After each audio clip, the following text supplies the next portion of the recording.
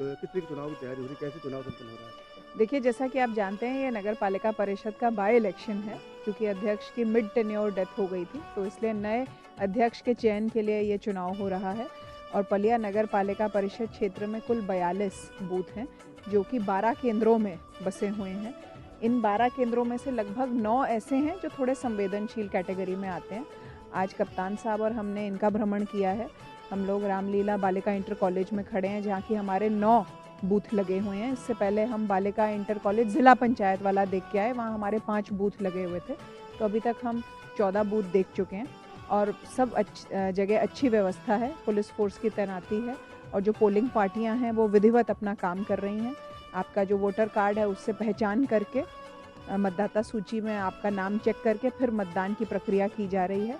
और परसों मतगणना होनी है, उसके लिए भी कार्मिकों की ड्यूटी लग चुकी है, उनका प्रशिक्षण हो चुका है और अभी हम वहाँ भी जाकर के व्यवस्था देखेंगे। देखिए, उसकी एक प्रक्रिया निर्धारित है कि उसमें पीछे से पर्चियाँ बंटनी शुरू होती हैं ठीक 5 बजे और पीछे से जो पहली पर्ची है वो आखिरी आदमी को दी जाती है और लास्ट वाली पर्ची पहले व्यक्ति को दी जाती है, जो लोग गेट के भीतर रहते हैं, ताकि वो लोग जो हैं वो अपने मतदान के अधिकार से वंचित ना रहने पाएँ।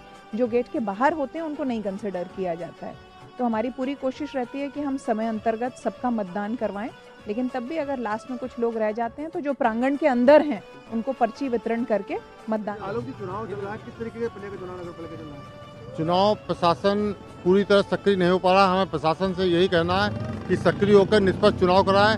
यहाँ रामलीला बूथ पे एक सभासद है, यहाँ पे पवित्र गुप्ता द्वारा संविदा जो थिनर से स्याही छुटा के फर्जी वोट डलाए जा रहे हैं और उसकी कई बार शासन प्रशासन से शिकायत की है, लेकिन कोई भी उनके ऊपर पता नहीं प्रशासन उनसे क्यों दबा हुआ है। पब्लिक को द्वारा खुलेआम कहा जा रहा है कि हम फर्जी वोट डलवाएंगे, हमारा कोई कुछ नहीं कर पाएगा। भाई, इस तरह का निष्पक्ष चुनाव नहीं होगा तो चुनाव पे जनता को खराब लगेगा, जनता को गुमराह करके प्रशासन को इसलिए चुनाव होगा तो खराब लगेगा। हमने एसडीएम साहब से, पर्यवेक्षक से और सीओ साहब से शिकायत इसकी की है, लेकिन प्रशासन पता नहीं उन पवित्र गुप्ता सभासद से क्यों दबाव पड़ा है जो उनके खिलाफ कुछ नहीं कर रहा है। चल रहा है क्या, किस तरीके का पलिया में चुनाव हो रहा है, क्या तैयारी है?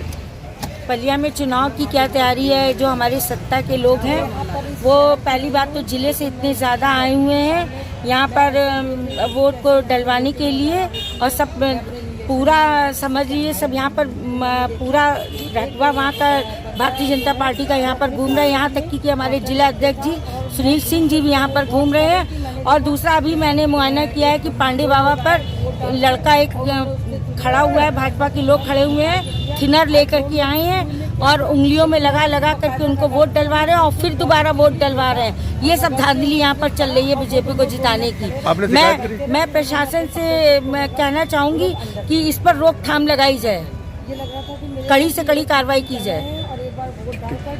थी सामने, मैं ऐसे ही देख रही थी कि कैसे यहाँ पे वोटिंग वगैरह होती है।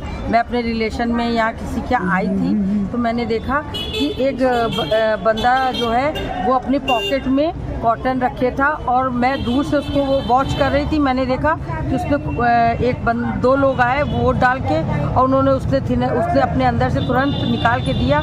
आई डोंट नो कि शुरू में क्या था, लेकिन मैंने उसको बाकायदा रगड़ते हुए बिल्कुल पॉजिटिवली देखा और रगड़ते हुए उसने करा और वो दोनों 2 मिनट खड़े रहे, रगड़ते रहे, फिर उन्होंने अपने कपड़े से उसको रगड़ के वो लोग अंदर चले। क्या लग रहा है ये आपको, है क्या ये लग रहा था कि मेरे को कि ये लोग चीटिंग कर रहे हैं और एक बार वोट डाल करके सेकंड टाइम में वोट डाल रहे हैं।